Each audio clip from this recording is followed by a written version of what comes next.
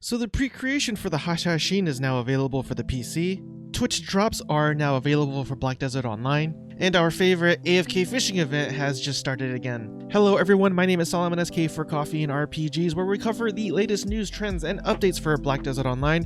So if you guys got your coffee ready, let's go over these updates together. Cheers to you guys.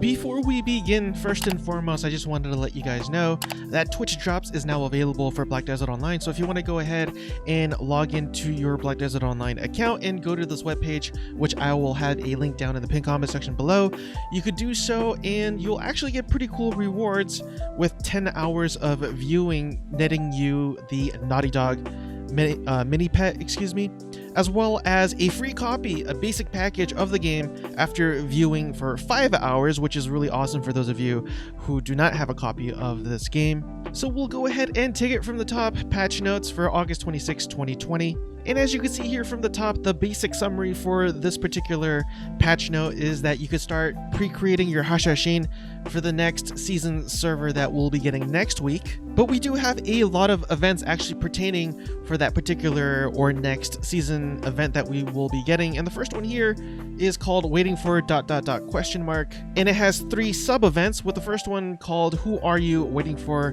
Delix. And this particular one will have you do quests for sparkling sand crystals, which you could exchange for special items for next week during the Hashashin launch. And the second sub-event is called Waiting for Autumn, and this one has you collecting Fugar's lost crystal shards in exchange for time-filled blackstones, with the autumn season servers again launching next week. And the third sub-event is the actual pre-creation of the season characters themselves, which also includes the Hashashin that I mentioned before. And if you click on the link for the Waiting For event, it'll bring you to a new page here, and you can take a look at all the different items and rewards that you could obtain. And if you're into decorations for your player housing, they've added a new item here which you could obtain, which is a magical lamp. Pretty cool.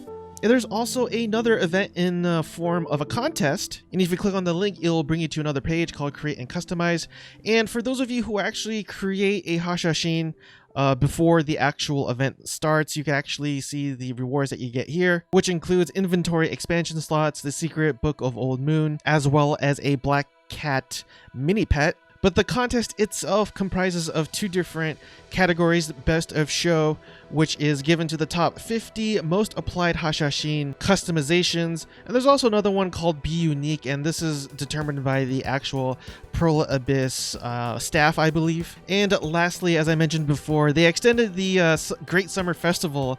This time you could actually start getting your money's worth by AFK fishing. And really quick, if you're new to the game and you don't know what this is about, you could definitely head on over to the same place where they held the summer event and fish along this area in the red for your chance of getting 2 special fishes. First one being the koi, which is 500,000 silver, and your chance of a more rarer golden sea perch for 10 million silver. And as you can see here, there has been a number of events that ended, and one of them, the main one, being the summer season. And it says here that all season characters that haven't been transferred before the regular maintenance on August 26th, last night, has been automatically transferred to a normal server. Now the article does continue on giving you the information on what you can and cannot do now that the season is over. It also shows you the different quests and items that have been deleted. But for the sake of time, I won't be going over every single individual bullet point, just because it'll just take way too much time, and unfortunately it's not incredibly interesting in my opinion. And as always, I'll have a link to this down in the pinned comment section below if you're somebody who hasn't finished everything yet. But if you do have any questions, you're more than welcome to ask down in the comment section below as well. In terms of the content itself, as you can see here, I found this to be super interesting, and it says someone is setting up instrument shops in various locations throughout the continent.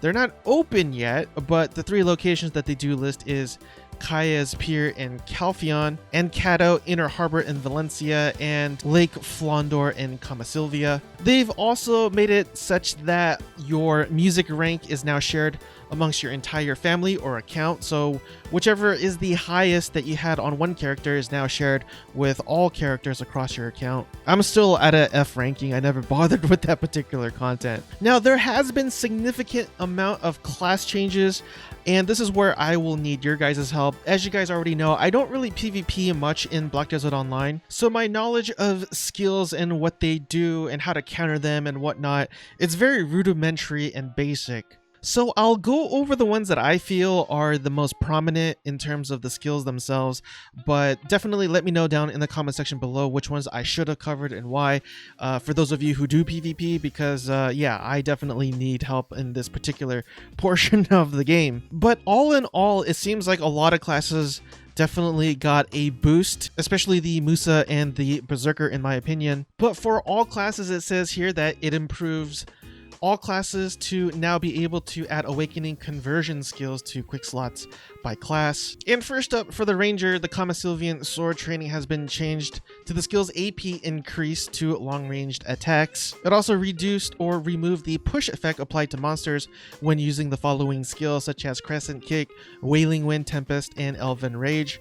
But then again, it says monsters, so I assume this is primarily for PvE. And for the Berzerker, the Fierce Strike changed the skill to immediately activate as Beast Form Fierce Strike. And as for the Valkyrie, the Sanctitas de El Sar, I believe that's how you say it, I'm not sure, but it changed the maximum distance traveled when using the skill. The initial movement speed for the Shining Dash has also been increased as well. And for the Witch and Wizard, Magical Evasion also received a buff, increased the distance traveled when using the skill forward by approximately 20%. For the Musa, Dash Slash has added super armor effects when attacking with the skill. Musa's Resolve also has an increase in the skill's activation speed, and they also added a super armor effect to one step back skill.